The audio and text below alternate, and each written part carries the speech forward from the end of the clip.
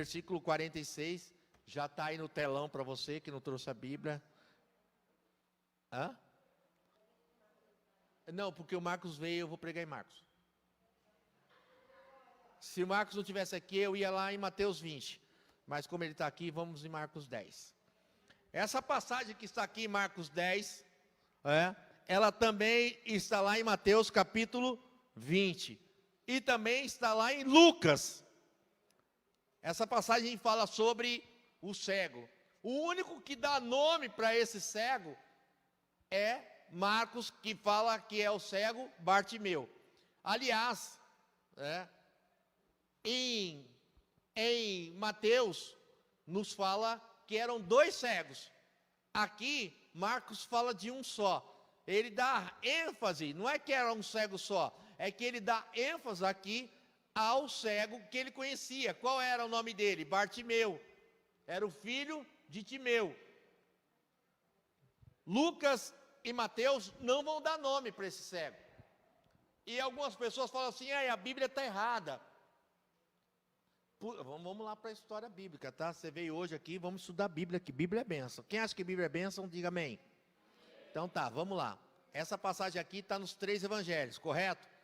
Em Lucas, Marcos e Mateus. Em Mateus fala que é 2. A Bíblia aqui em Marcos não está errado. É que Marcos vai dar ênfase a um dos cegos, que é Bartimeu. Lá em Mateus, a partir do versículo 20, diz assim: e Jesus, quando começa assim, aqui no capítulo 10, a partir do versículo 46, vai falar o que aqui? E foram para Jericó, e quando ele saía de Jericó, lá em Mateus capítulo 20, vai dizer, e quando Jesus entrava em Jericó, aí alguém fala assim, a Bíblia errou, porque em Mateus fala que estava entrando, e em Lucas fala que está saindo. Não, aqui é a visão de cada um daqueles que está narrando a história bíblica. Por quê? Porque naquela época tinha Jericó antiga e a nova Jericó. Por conta disso, então, quem está tendo visão das coisas que estão acontecendo aqui, uns estão vendo Jesus sair, e o outro está vendo Jesus entrar. Jesus está saindo de uma Jericó e entrando em outra. A Bíblia não está errada nesse ponto. Ela está correta no que diz. Então ele está saindo de uma e entrando em outra Jericó. Por isso que está essa diferença. É a mesma narrativa, numa visão diferente de cada um. Marcos escreveu isso quando? 30 anos depois. 30 anos depois ele escreveu. Isso aqui não está sendo escrito naquele mesmo momento que está acontecendo, não. Isso foi escrito 30 anos depois. Aqui, Jesus está no final do ministério dele. Ele está no final. O ministério de Jesus aqui está acabando já. Ele está entrando quase para a última semana. E aí ele vai entrar, ele rodou, ele está rodando, ele vem de toda a Pérea, e agora ele está quase para chegar onde? Ele vai chegar depois daqui, Jesus vai caminhar para Jerusalém. Ele vai caminhar para Jerusalém e ele vai entrar na sua última semana. A semana qual? A semana que ele vai ser o quê? Preso, crucificado, morto, sepultado. Então é o final aqui do ministério de Jesus. Jesus vem vindo daquele tempo, aqui um pouco antes, aqui para esse cego, que chama atenção aqui, é que Jesus vai perguntar algo aqui. O que queres que eu te faça? 2 vezes nos evangelhos, Jesus vai fazer essa pergunta. Ele fez essa pergunta aqui para o cego, e ele fez a mesma pergunta para os discípulos, quando os discípulos vão interrogar ele, vão perguntar, eles estão discutindo ali no caminho, e Jesus vai perguntar para eles, o que queres que eu te faça? E eles vão responder. Eles queriam que, na verdade, Jesus colocasse uma à direita, colocasse o outro à esquerda. Eles queriam posição, status, bem diferente dessa pergunta, quando Jesus faz a pergunta para o cego aqui, e ele vai dizer assim, olha, eu quero ver. Jesus aqui, antes de chegar aqui, em Jericó, ele vai ter essa pergunta para os discípulos, um pouco antes disso, na mesma semana. É a semana anterior que ele se encontra com aquele rico, com o jovem rico. Ele vai fazer aquela contestação com o jovem rico: olha, vai lá, vem tudo que você tem, dá aos pobres, e vai acontecer. Aqui ele está seguindo, ele está entrando em Jericó. Jesus está entrando em Jericó com uma multidão de gente atrás dele. Por quê? Porque 3 dias atrás aconteceu algo fabuloso, tremendo. O que foi? Foi a morte de Lázaro e a ressurreição quando Jesus chegou. Então esse fato, o que aconteceu? Trouxe muita gente para a volta de Jesus. Por quê? Porque está todo mundo sabendo aqui que Lázaro ressuscitou, e uma multidão segue. O Lázaro está dando testemunho que ele ressuscitou. Os fariseus aqui da época, eles estão enlouquecidos, atrás de matar quem? Matar Jesus e matar Lázaro, porque Lázaro é o testemunho daquilo que Jesus fez. Eu estou falando tudo isso para você se situar dentro da história, que é importante. Às vezes a gente lê Bíblia, irmão, e a gente não sabe de nada que está acontecendo. É muito estranho quando eu vejo muita igreja, muito crente assim, ó, que ele não se preocupa em entender o contexto das coisas aqui. É desta maneira que Jesus está dentro de Jericó. Os fariseus atrás dele, porque querem matar Jesus, querem matar Lázaro, porque é o testemunho. Ele está aqui, ele vai se encontrar com esse cego, uma grande multidão. A semana que vem é a Páscoa, e por conta da Páscoa, muita gente, um monte de gente vai se reunir em Jerusalém. Por quê? Porque eles vão celebrar a Páscoa, e vinha gente de todo mundo para celebrar a Páscoa em Jerusalém, e Jesus vai estar lá também, ele vai para isso. Pensa, irmão, às vezes a gente imagina hoje como é as coisas. Você já imaginou como que era isso? As pessoas vinham de todo canto do mundo para Jerusalém, com camelo, com ovelha, com gado, com vaca. Você já imaginou como eram os caminhos naquela época? Essa multidão andando, aí andava com aqueles camelos, com aquelas ovelhas, e as ovelhas iam fazendo ali mesmo, e o povo vinha por cima, pisando, uma multidão. Pensa como que eram os caminhos daquela época, irmão. Que situação que era. E Jesus agora vai chegando com aquela multidão ali, ele vai entrar em Jericó, ele vem vindo, ele entra. E quando ele entra em Jericó, depois de todo esse contexto, ali em Jericó tem o cego. O cego está ali sentado à beira do caminho. Engraçado que a Bíblia vai dizer que esse cego, ele não é um cego de nascença. A Bíblia diz que ele vai pedir para Jesus que ele quer ver novamente, ou seja, ele já viu um dia. Eu não sei qual que é pior, aquele que é cego de nascença, né? Ou aquele que um dia viu. Por quê? Porque um dia ele teve expectativa, ele viu, ele teve uma visão das coisas, mas num dado momento da história da vida dele, ele perdeu tudo aquilo que ele tinha, ele perdeu a visão.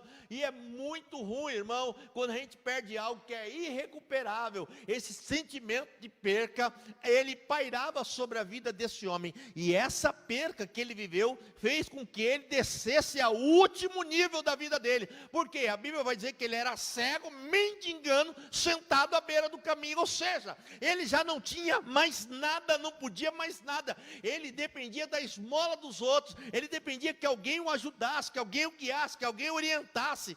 Esta era a situação desse cego. Dessa maneira esse homem estava. Perdeu o que tinha, perdeu a perspectiva, com certeza perdeu a família. Ele não poderia ver mais nada, já não conseguia enxergar mais nada. E o que é ruim na vida de alguém, quando a gente já não tem condições de enxergar e de ver mais nenhuma probabilidade, de não ver mais nenhuma possibilidade. Assim estava a vida desse homem. Ele tinha algo que ele perdeu, e agora, irrecuperável. Talvez você entrou aqui nessa noite e tem situações na sua vida que você via chance, que você via possibilidade, mas que hoje você não vê mais. Mas eu quero dizer uma coisa para você. O Jesus que curou esse cego há 2000 anos atrás, ele ainda tem condições, força, poder e graça para curar você de muitas coisas que você via antes e que hoje você não vê mais. Se você crer, acreditar e tiver fé, ele pode levar você a um nível a qual você ainda verá grandes coisas na história da tua vida. Você crê nisso, sim ou não? Eu só quero saber se você crê. Por quê? Porque esse homem está ali, o último nível, não tinha mais para onde ir, dependente, humanamente falando, de tudo. Ele não podia dar um passo se alguém não ajudasse. E às vezes a gente está nessa dependência toda. E o que é pior, nem sempre a gente tem as pessoas ao nosso lado para nos ajudar. Sabe por quê? Esse homem aqui, ele usou o último recurso que ele tinha. Qual era? Clamar. A Bíblia diz no original que ele começou a gritar. Ele começou a gritar. Por quê? Porque ele ouviu em algum momento da história da vida dele que aquele homem que estava passando ali era o Jesus. Qual Jesus? O Jesus que curou Lázaro, o Jesus que ressuscitou Lázaro, o Jesus que ressuscitou o filho da viúva, o Jesus que muitos milagres fez, o paralítico andou, o cego enxergou, e era isso que ele queria. Pois eu quero dizer algo para você, porque talvez você ainda não tenha experiência com esse Jesus que está aqui nessa noite, mas ele cura, transforma, liberta, sara, ele põe de pé, ele muda a história, basta você acreditar. Esse homem vai usar o recurso, ele vai começar a gritar, ele vai começar a clamar por Jesus, ele vai começar a gritar, e o que vai acontecer? A Bíblia diz que aquela multidão que está em volta dele vai começar a, na verdade, tentar repreendê-lo. A Bíblia usa essa palavra forte, a multidão começou a repreendê-lo. Cala a boca! É impressionante como, quando você tenta buscar algo de Deus para a tua vida, o diabo vai tentar sempre usar alguém para te paralisar. O diabo vai tentar sempre usar alguém para tentar desanimar você na fé. Creia nisso e guarda isso, irmão. Quando você coloca no seu coração o propósito de buscar ao Senhor, de buscar o seu milagre, de buscar a sua conquista, quando você põe no seu coração recuperar aquilo que você via e que já não vê mais, enxergar aquilo que você enxergava e que já não enxerga mais, o diabo vai sempre tentar usar alguém, usar uma multidão para te fazer parar, desistir, desanimar. Mas eu quero dizer algo para você nessa noite aqui. Não baseie a sua fé naquilo que as pessoas dizem. Cala sua boca. Não, eu vou continuar clamando ainda mais. Não deixa ninguém te parar, irmão. Não deixa ninguém te fazer desistir, não. Não é porque você não vive do que as pessoas falam. Porque muitas vezes eu vejo muita gente por aí afora que desistiu de projetos, desistiu de ver milagres, desistiu de ver a família estruturada, desistiu de ver o casamento abençoado, desistiu dos filhos, porque alguém falou, porque alguém disse, porque alguém lançou uma palavra. Ele escutou muito mais aquilo que as pessoas falaram do que aquilo que Deus disse. Lembra de Jairo? Jairo está no caminho, ele vai no caminho, ele está crendo, Jesus está com ele, mas aí vem alguém lá da casa dele e diz assim: a sua filha morreu. Jesus vai olhar para Jairo e dizer para ele: não temas, crê somente. Você tem duas escolhas: crer naquilo que falam para você, ou crer, confiar e acreditar naquilo que está no seu coração. O cego estava vendo? Não, mas existia fé dentro do coração dele. Olhe para o irmão que está do teu lado e profetize na vida dele. Eu quero te usar como profeta nessa noite aqui. Profetize na vida dele. Não importa o que você está vendo, diga para ele: talvez você não está vendo nada, mas se tiver fé no seu coração, isso é o que basta. Tem horas da nossa vida que a gente não está vendo nada, irmão. O céu está de bronze. Eu não vejo luz no fim do túnel. Eu não vejo, bispo, nenhuma possibilidade. Eu não tenho nenhuma, não enxergo nenhuma expectativa. Mas dentro de mim, algo diz que o meu Deus, o meu Redentor vive. Dentro de mim, eu enxergo que eu vou ver o sobrenatural. Eu ainda verei a bênção, a glória do Senhor na terra dos viventes. Ei! Jesus parou ou não parou? Parou, a Bíblia diz que ele vai parar. Ele parou.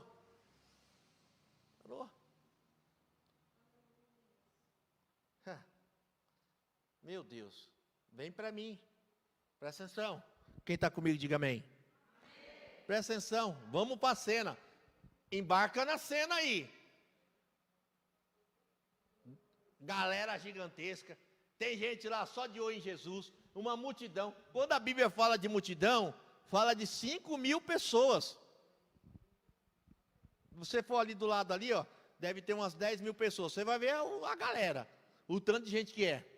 Imagina 5.000 pessoas, uma pessoa no meio e 5.000 pessoas andando. E Jesus com 5.000, ele no meio ali, tá ali. Uma vuvuca só, pisando, vai lá, apertando, e ele tá lá. Ele tá lá. Mas aí, o grito do cego chegou aos ouvidos.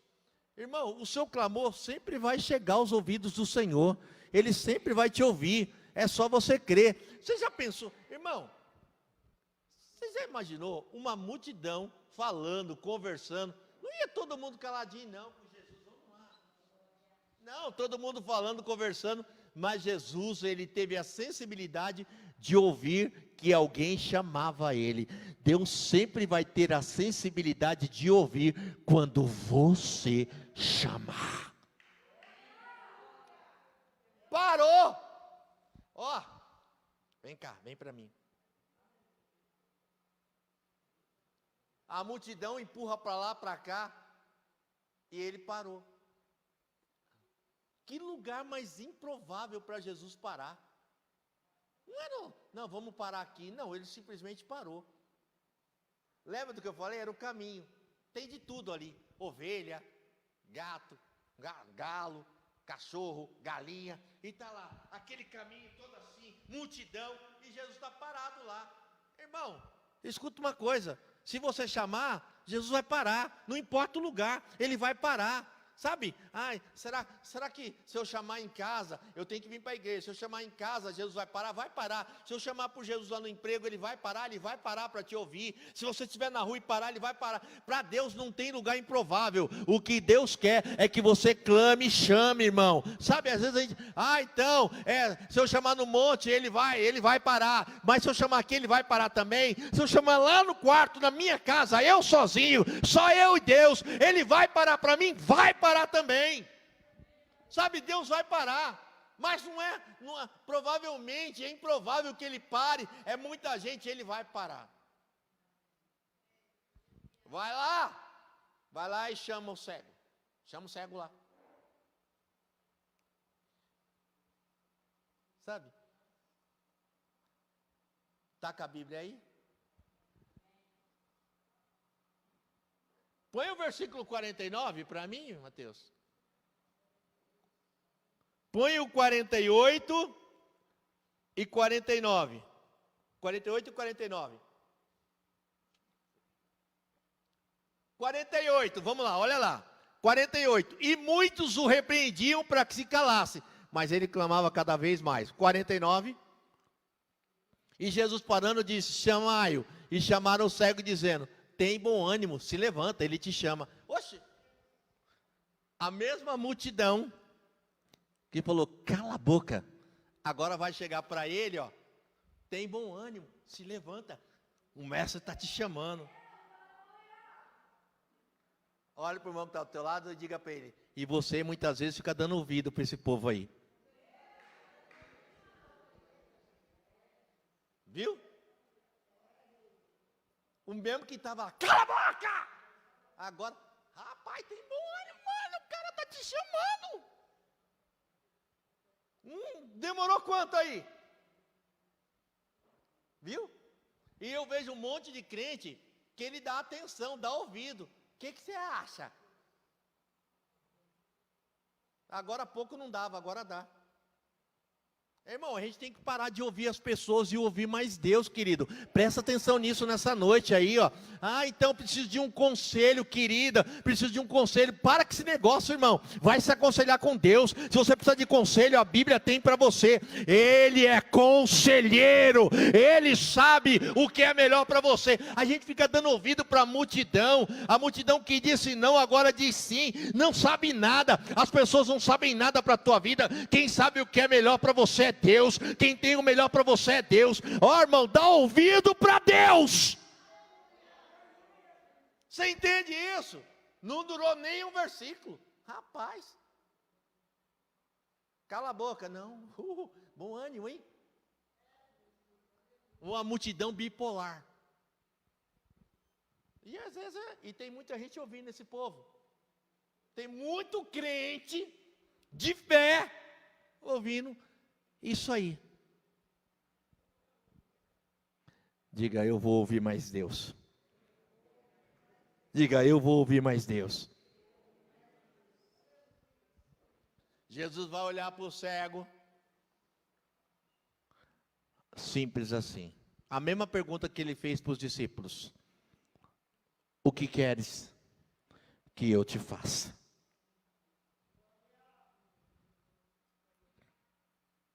Essa pergunta vai mudar a história de Bartimeu.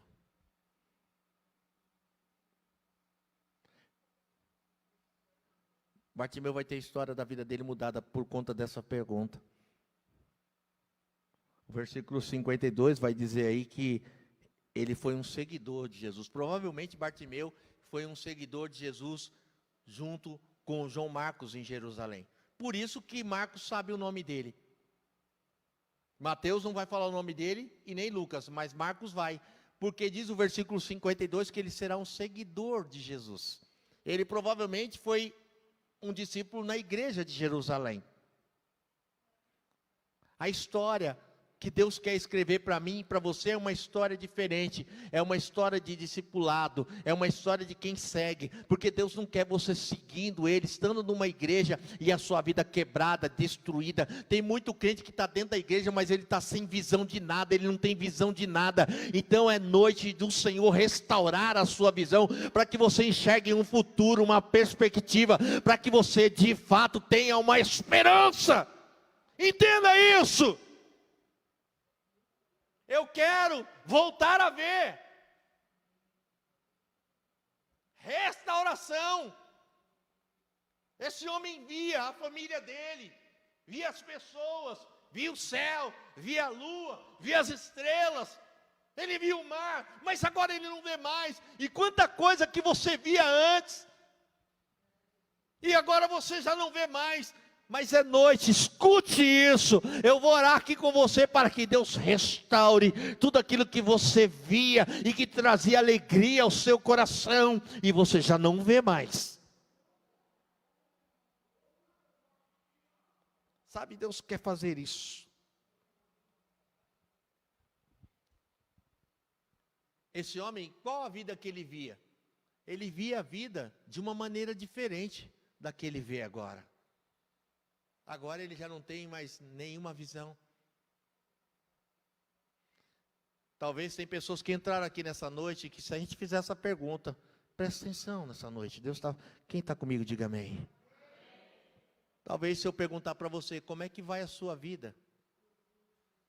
Para você ser sincero de verdade. Porque se Jesus perguntasse para você nessa noite, o que você está vendo para a sua vida amanhã? Talvez você ficasse aqui com aquele ponto de interrogação e aquele reloginho. Porque eu já não estou vendo nada, bispo. Fale para mim o que você vê para o seu amanhã. Fale para mim o que você vê para o ano de 2022 que está chegando à porta. E talvez você pare e pense. E você, sinceramente, tenha que dizer que você não está vendo nada. E Deus quer mudar isso hoje, aqui. Deus quer que você veja de uma maneira diferente. Esse cego estava vendo alguma coisa? Não estava vendo nada. Ele não via família. Ele não via expectativa. Ele não via esperança. Ele não via um futuro. Ele estava trancado e fechado dentro de uma escuridão. Jesus quer tirar você disso. Sabe o que me chama a atenção? Mateus capítulo 20, Jesus vai dizer assim, ó, a Bíblia vai dizer, ele vai dizer que ele quer ver, Jesus vai tocar nos olhos dele. Lucas, Jesus vai dizer assim, ó, você quer ver? Então recupere a sua visão. Nessa noite você vai recuperar aquilo que você via e não viu. Isso é só para quem crê, irmão. Isso é uma palavra profética mesmo. Eu quero recuperar a minha alegria, bispo. Eu quero ver minha alegria. Eu quero recuperar a minha saúde. Eu quero me ver saudável. Eu quero recuperar a minha família. Eu quero ver minha família. Eu quero recuperar o meu. Eu via meu casamento tão. Eu quero recuperar. Então você vai ver. Aqui em Marcos ele vai dizer: vai, a tua fé te salvou. Quando você passar a ver, você vai ser salvo. Você vai ser salvo. Sabe? Aqui é sábado. Aqui é sábado. Aqui não é quinta, aqui é sábado. Depois daqui, Jesus vai sair. Não, aqui é sexta-feira. Aqui é sexta-feira. Depois daqui, Jesus vai sair. E aí, quando ele vai sair, o que vai acontecer aqui na sequência? Quando ele sair, ele ainda está saindo de Jericó. A multidão é tão grande que a Bíblia diz que ele vai se encontrar com aquele cobrador de impostos. Como é o nome dele? Zaqueu. Lembra? Ele vai subir na árvore, porque tem tanta gente em volta de Jesus que ele vai ter que subir na árvore para ver Jesus. Senão ele não consegue. Vai ser ali que Jesus vai dizer: Zaqueu, desce depressa, que eu vou dormir na tua casa. É impressionante. Esses são os últimos dias do evangelho de Jesus na terra. Esse aqui, ó, é o último milagre que Jesus vai fazer: curar o cego. Milagre, lógico, milagre físico, porque ele vai fazer um grande milagre na vida de Zaqueu, porque a vida de Zaqueu vai ser transformada. É impressionante. As quatro últimas pessoas que vão se encontrar com Jesus são 4 pessoas que estão no fundo do poço. Bartimeu, Zaqueu.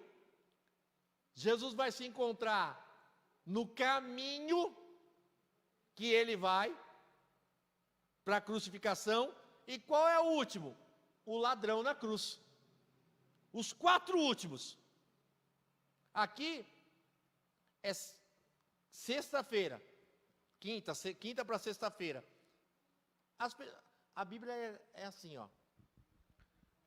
Porque depois daqui, o que vai acontecer? Jesus vai sair para Jerusalém. E a Bíblia diz que quando ele entrar em Jerusalém, ele vai ser saudado com os ramos. Ali. Ele vai ser saudado com os ramos. Só que assim, a Bíblia não diz que é domingo de Ramos. Pela história, isso aconteceu na segunda-feira e não no domingo, porque senão falta um dia na Bíblia. Na verdade seria, isso já está na história, isso, na verdade seria domingo de Ramos. A Bíblia não diz que é domingo de Ramos, né?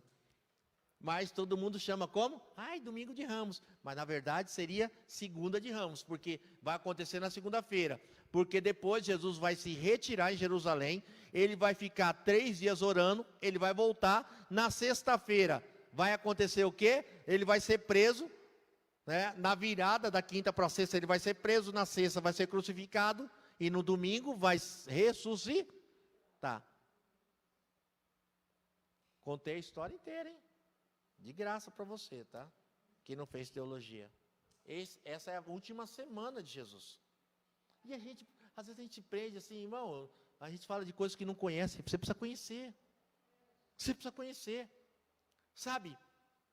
Provavelmente, o que diz o versículo 52? Então Jesus lhe disse: vai, a tua fé te salvou, e ele tornou a ver, e seguia Jesus estrada afora. Jesus vai sair dali, vai para Jerusalém, quem está com ele? Bartimeu. Jesus vai indo, vai ser preso. Quem está com ele? Bartimeu. Ele vai lá para o Calvário, provavelmente quem estava lá no pé da cruz também? Bartimeu. Por quê? Porque quem segue a Jesus de verdade, irmão, segue a Jesus. Quem segue, segue. Amém? Eu vejo tantas pessoas dizendo que segue ao Senhor e um dia para o outro, por quase nada, acaba deixando ao Senhor.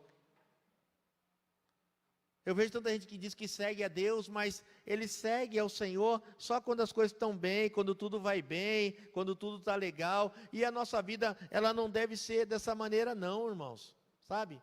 Ela não deve ser dessa forma. Deus quer mudar a nossa história. Esse homem tinha tudo para dar errado, no fundo do poço. Mas ele resolveu mudar a história da vida dele, e ele sabia que só Jesus mudaria a história dele. Sabe, eu estava vendo uma reportagem, e você sabia que no mundo, por ano, 800 mil pessoas tiram a sua própria vida, no mundo, 800 mil, não é pouco não, 800 mil pessoas tiram a sua própria vida, porque estão depressivas, oprimidas, no fundo do poço, pessoas que acham que sobre a sua vida não há mais nenhuma alternativa, e que a única alternativa que resta é tirar suas vidas. Mas eu quero dizer uma coisa para você, porque talvez você entrou aqui até desenganado, talvez você está aqui nesse lugar, ou você está ouvindo essa mensagem, e já ouve pelo médico, desenganou, e você já não vê mais probabilidade de restaurar o seu casamento, você já não enxerga uma possibilidade de mudar a tua vida, de restaurar o teu ministério, mas você se sente no fundo do poço, por mais que você esteja no poço do poço, no último nível, como esse homem estava. Se você clamar nessa noite, Deus é fiel para ouvir o teu clamor, restaurar a tua vida e fazer você enxergar coisas novas novamente para você. Fique de pé, fique de pé, vamos orar. Você ainda, pega essa, levante sua mão que eu quero profetizar.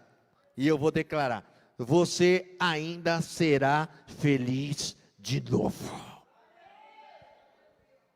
Irmão, como não seguir a Jesus, depois de tudo que Ele fez na minha vida?